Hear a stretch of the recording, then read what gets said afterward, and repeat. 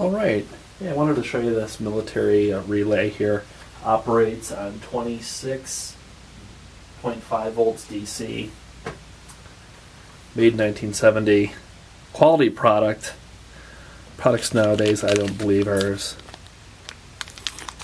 quality and are as good.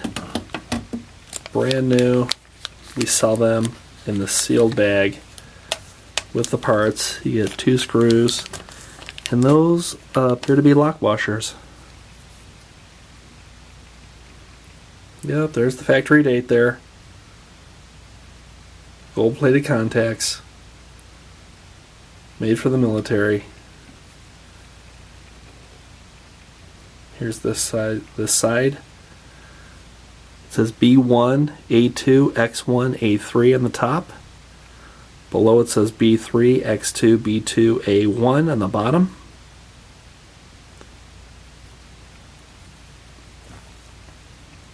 Mounting holes. On this side,